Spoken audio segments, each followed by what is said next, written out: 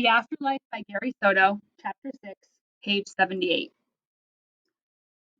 I wanted to say as much, but what good would it do? A lot, for me at least. But the time was not right.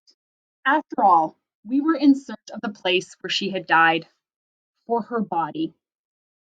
We flew from that merry-go-round across the park. We stopped and hovered near a homeless man propped against a tree, shivering. A dirty blanket covered him up to his throat. What's wrong with him? Crystal asked, worried. The man was sick with fever, and more than sick. He was a homeless guy who was dying. He's dying, I answered. I stepped back, scared. His ghost was starting to peel away from his body. It started to rise, but I quickly got down on my knees and applied my stumps to the cool man's fever. Please don't die, I begged. I touched his face with my stumps, pulled away, and then applied them again. I had never seen anyone die before, and I didn't want to start right then. I applied my cool ghostliness to his forehead. The man was funky smelling, his teeth nearly as orange as Cheetos. I noticed that part of his earlobe was gone. The man, it seemed, had a rough life. I glanced over my shoulder, and Crystal was biting the ends of her hair, a bad habit. Leaves were falling through her body. That seemed like a habit, too. Things passing through us because we were ghosts with the weight of smoke. Is he going to be okay? Crystal asked. Okay, I wondered. Probably not. What man parks his body against a tree at night? Slowly, the ghost was giving up and receding back into his body.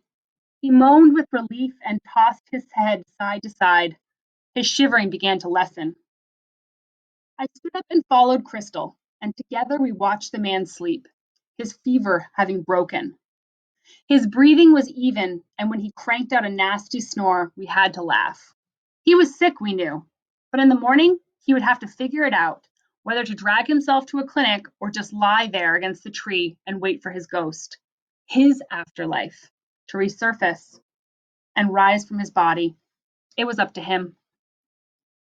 Let's go, I suggest. I don't know what else to do. It was still dark among the trees whose tops were thrashing about, but I could tell that the sky was becoming pale in the east. Crystal led me to the park, confused about where she had parked her car. Then we found it by the tennis courts. Beads of dew frosted the window. We approached slowly. Crystal lowered her head. If she could have produced tears, she would have dampened the lawn with her sadness. The police hadn't yet found her or her body. I can't look, Crystal cried. She spun away and walked inside of a eucalyptus tree, its thickness absorbing her. It was full of distress, too. I considered walking inside the same tree to see if we fit, one girl and one boy. Instead, I sat on top of a bench and I remembered when I was little and how Eddie and I used to play pretend dead. Shot by imaginary gangsters, we would topple on the grass and see who looked more dead than the other. I had my little trick of keeping my eyes open, staring at the sky motionless. And Eddie? I couldn't do what he did. He would let flies crawl in his face. Once a mosquito even landed on his throat and started pumping away. Did Eddie slap the vampire of insects into a bloody mess? Chale, no way. Finally, Crystal emerged from the tree. She pulled her hair behind her ear, and we held and rocked each other as if we were slow dancing. In fact, we might have been slow dancing to some rhythm inside her head. In that position, I asked her, "Why did you kill yourself? You are so beautiful." "You think so?" she asked, her head turned slightly away. She doubted her own natural beauty. I kissed her neck and breathed in her ear. "Are you kidding?" She lowered her face into my shoulder, a new sensation for me, one that made my back and shoulders quiver. God, a young woman crying into my shoulder. Most of the ones I met wouldn't let me hold their hand, let alone share their grief with me. But this was so different. I hugged her tenderly and glanced over her shoulder at the car, where the crystal that most of the world knew was slumped. I didn't care how she died. The cops, though, they would want to know everything. And they would. It was dark now, but once the eyelid of night rose on a new day, some early morning jogger would come across her body, the one in the car, not the one leaning onto my shoulders. Selma, raising capital of the world. That's what the bullet-pierced sign read as Crystal and I approached the outskirts of a city that still smelled of harvested grapes. The vines, however, were bare, and the leaves have fallen and scuttled to wherever leaves go. At one farm, I spotted a rabbit running between rows. The rabbit was followed by another rabbit, then still another. Life was multiplying right before my eyes, it seemed. It was getting light. The eastern horizon was pinkish, but the big-eyed sun had yet to show itself and wrap the valley in its autumn warmth. Because we were in the country, roosters were stirring up the air with their racket. A few dogs, too, were yapping about the start of a new day. A tractor was starting up with loud, smoky coughs. So this was the country life. It was neither beautiful nor quiet as seen on TV. But what did TV know about Las Campos, the fields? I had to admit that I wasn't an expert either. I had worked just 6 weeks in the grape fields. There wouldn't be any work today or very little. It was Sunday. Most field workers were in bed, some snoring off hangovers and others resting their bones. At that early hour, I imagined priests, awake but tired as well, sitting at large oak tables writing on lined paper.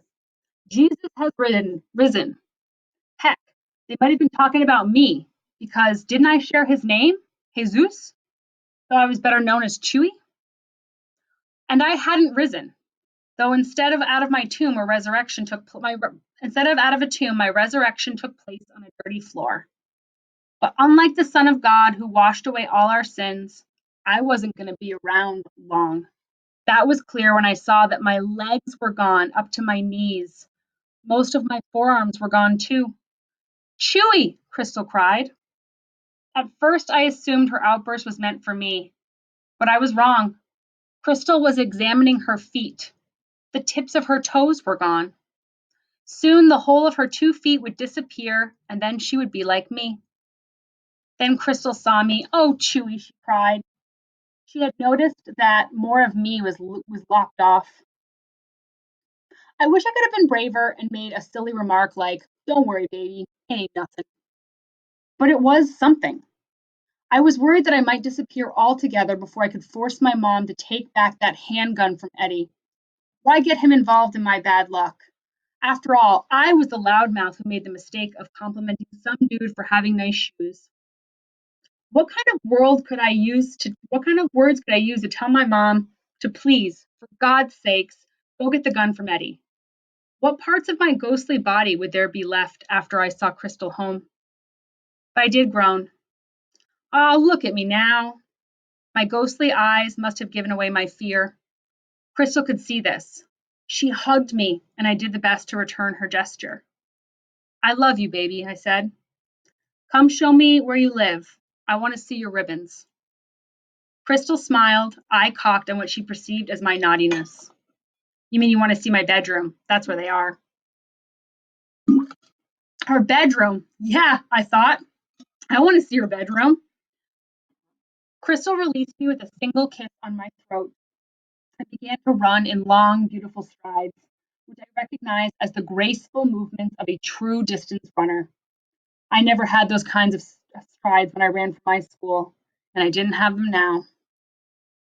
The sun was blood red in the east, and the first newspapers were being delivered.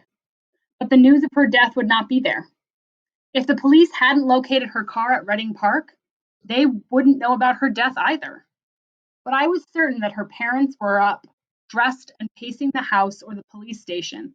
After all, their daughter never came home. She was coming home now, but how would they recognize her? This ghostly Crystal with the bad habit of biting the ends of her hair and letting the leaves fall through her.